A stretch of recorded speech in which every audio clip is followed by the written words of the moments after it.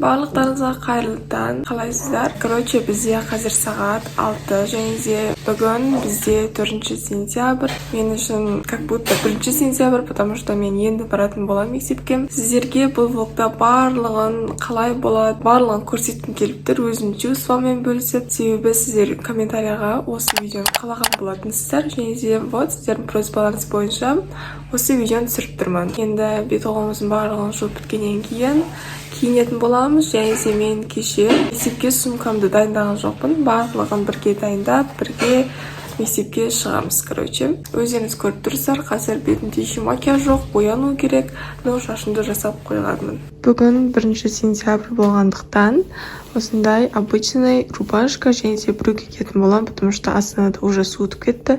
Сол себептен осындай брюки кию керек. Ал давайте бірінші киініп алайық. Время завтрака. Мен қазір өзіме таңғы ас жасап алдым деп айтпай қойын, мама жасап берді. Короче, қиып алдым. Осындай каша, потом чай. Егер де сіздерде тамақ жеп отырсаңыздар, сіздерге де ас болсын.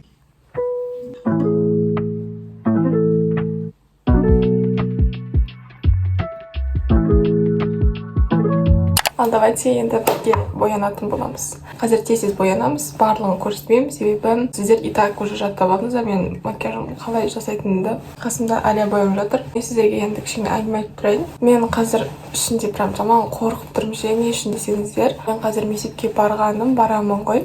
Бірақ та мен қайда барам, қандай кабинетке барам, менің әпкемгім, расписание жоқ менде, кітап та жоқ, дым жоқ, короче ше. Қандай сыныпқа баратынымды интересно болып тұр. Түсіре алсам көресіздер. Мен өте ұялшақ адаммын негізі. Сіздерге енді түсіргенімше түсіремін, потому что жаңа ортаға бірінші бара жатырмын и қорқып тұрмын, қалай болады екен деп. Все, мен деген бояндым. Кеше мен шашымды жуып қойған болатынмын, және де бұйраладым. Сол себептен осындай болып тұр. Менде тек қана енді дәптерлерімді жинау ғана қалдым. Сол себептен давайте бірге жинайық. Ал қазір деген мен сумкамды жинендеп жатырмын. Бұрынғы сумкамды ұстай беретін боламын. Маған әлі кітап берген жоқ. Егер де мына сумкаға кітаптарым сыймаса, онда новый сумка алатын боламын. Короче, ең бірінші алатын затым ол бізде пенал. Жылдан жылға пеналым күшейіп баратыр. Ішінде, короче, осындай ручкалар бар. Мынау екі ручка менікі емес, Ханзаданка өшіргішімен блокерін шығара салайық. Келесі бізде бұл жақта не бар десеңіздер, әр қандай дәптерден 3-3-тен алдым. Төркөз дәптерден 3, және де осындай арба жолдан тағы да 3, және де осындай 3 общий тетрадь алдым. Вот сумкамның іші осындай болып шықты, тек қана дәптерлер. Менде әлі себебі кітаптар жоқ. Сол себептен бүгін қандай сабақ екенін де білмеймін. Барлығын осай көп қылып ала салдым. Сумкамыз дайын. Даланы қараңыздар, бізде тұман болып жатыр. И биномның алдына қаншама адам келіп жатыр, қараңыздар, барлығы мектепке барып жатыр. Қазір енді шығатын боламыз.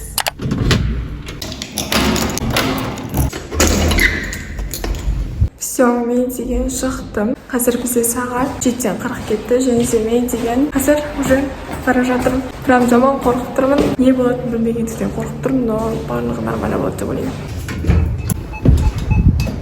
Далада прям қар жауатындай ызғырық болып тұр, және де тұман болып тұр. Мен болсам бара жатырмын. Қараңыздар, барлығы келе жатыр. Вот, мына жақта мектеп тұр. Короче, мен мына мектепті мүлдем білмеймін. И просто әшейін жүрдім да, и мына жаққа көтеріліп жатырмын. Қайдан көтеріп бара жатырмын, білмеймін оның барлығын. Блин. Әйтеуір маған 3-ші этажға көтерілді келетін.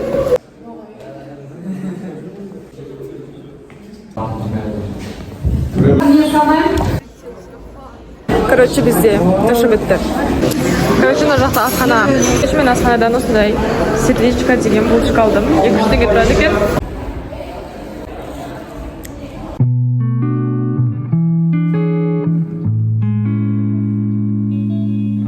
Бізде, короче, сабақ өтті.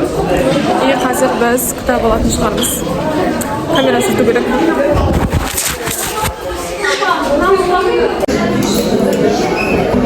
Все, Все, мен деген үйге келдім, киімді ауыстырып алдым. Короче, қалай болғанын сіздерге де айтып берейін. Мектеп ауыстыру опытынан мен өттім, бірақтан өте қиын болып жатыр. Өзім ғана отырдым, мен негізі мектептен жалғыз өзім жүрмейтінмін. Тек қана подругалармен жүруге үйреніп қалған болатынмын. И мына жаққа келіп просто өзің ғана жүресің, өзің ғана отырасың, коридорда подругалармен жүріп шығып жүрмейсің, сөйлеспейсің. Короче, өзің ғана жүресің и үндемей жүресің да всегда. Но енді үйреніп кетсем деп ойлаймын. Қазір енді тамақ ішіп аламын бірінші. Алия бізге түскі асқа күшті осындай гренки және де шай жасап берді өз қолымен. Рахмет. Қазір біз енді осыны жеп алатын боламыз. И мен жаман ұйқым келіп жатыр. Бізге ас болсын. Мен деген ұйықтап тұрдым. Негізі кешке ұйықтай беретін едім. Просто маған посылкам келіпті. Соны алып қайту керек. Қазір бізде сағат 5-тен 4 кетті. Сағат 8-ге дейін алып кету керекпін. Сол себептен қазір Хазада екеуміз барлығы кетеміз. Ал давайте кеттік. Біз Хазада екеуміз шықтық. Негізі мен Алиямен шығамыз деп ойлаған болатынмын, бірақ короче Алия қазір ұйықтап жатыр. Тұрғаннан кейін тамақ жасау керек Алияға. Хазада бос жатқаннан кейін Хазадан алып кеттім. Менің қазіргі лук осыдайым. Прозрачный. Ең бірінші Хазада екеуміз қазір өзімізге чипс алғымыз келіп тұр. Хазада екеуміз осындай чипстар алдық.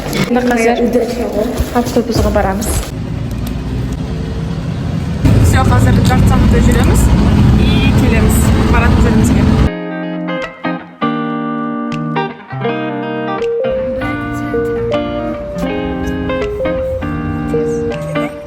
Хазада екеуміз флипті жоғалтып алдық. Сөйтіп тауып келе жатырмыз. Вот, мына жақта тұр екен флип. Затымызды күтеміз. Затымды алдым. Осындай пакетикке салып бердім. Ішінде вот жатыр. Қазір үйге барып, распаковка жасайтын боламыз. Все, осы үшін келген болатынбыз. Қазір енді қайтамыз. Біз Хазада екеуміз үйге қайтып бара жатып, бір күшті локация көріп қалдық. Күн деген әдемі болып түсіп тұр. Сонымен суретке түсе салайық деп Хазадан өте әдемі қылып түсірдім. Өздеріңіз результатты камерадан көрсеңіздер болады. Хазада мені енді кішкене нашарлау қылып түсірді деп. Просто посмотрите, аяғымыздың бәрі су тұра.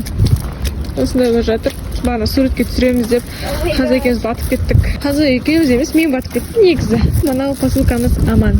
Уже үйге келдік. Қазір енді сіздерге жақсылап распаковка жасайтын боламыз.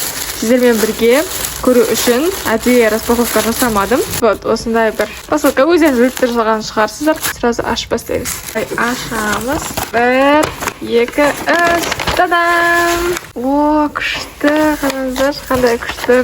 Мынау өте қалың екен менің басқа кітаптарыма қарағанда. Бұл бізде убийство Роджера Экройда. Өзім алғым келіп жүрген кітап. Негізі мен бұның орнына басқа кітап аламын деп ойлағам. Бірақтан ол кітап, короче, 14 сентябрь бірақ келеді деді. Сонымен осыны ала салдым. Бұны да оқығым келіп жүрген едім. Тағы да бір коллекцияма қосылды бір кітап. Вот, қараңыздар, мен сіздерге айтып едім ғой. Осынан коллекциясын бұйырса көп қылып жинаймын деп. И вот, бізде жиналып бара жатыр, шүкір. Менде өзімде 6 кітап бар. Енді мына кітаппен 7-шісі болады. Қараңыздар, қандай әдемі болып тұрады. Түрлерінің өзі өте қатты ұнайды өзіме. Сіздер егер де Агата Кристидің бір кітаптарын оқыған болсаңыздар, комментарияға жазып кетіңіздер. Или оқымаған болсаңыздар, мен сіздерге советую, оқыңыздар, өте қызық. Маған өзіме ұнаған кітаптарды қазір сіздерге айтып кетемін. Маған негізі өзім оқыған кітаптардың барлығы ұнады. Тек қана мына кітапты кішкене қатты ұнады деп айта алмаймын. Оның 6 балын беремін. Қалғанның барлығынан оның 100 балын берсек болады. Қараңыздар, қандай күшті. Бізде қазір сағат 11 болды. Мен ұйқым келіп тұр, но все-таки ағылшынды оқу керек. Мен өзім 1 сентябрьден бастап ағылшын оқиды деп бастаған болатын. И бүгін 4 сентябрь, уже 4 күндей болды оқу жүргеніме онда. Жақында курсқа жазылатын шығармын ағылшын. Ал әзірге өзім самостоятельно оқып жүрмін. Осындай блокнотым бар. Бұл блокнотта не жоқ десеңіздер. Сіздерге кішкене мотивация бергім келіп жатыр. Сіздер де бастаңыздар, оқыңыздар, егер де білмесеңіздер.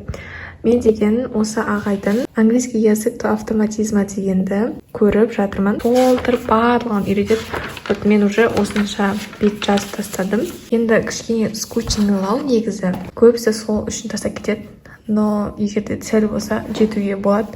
Сол себептен қазір 5-ші сабағын көретін боламыз. Английский язык до автоматизма с 0 до уровня Advanced. У меня есть семья. Мы часто делаем это.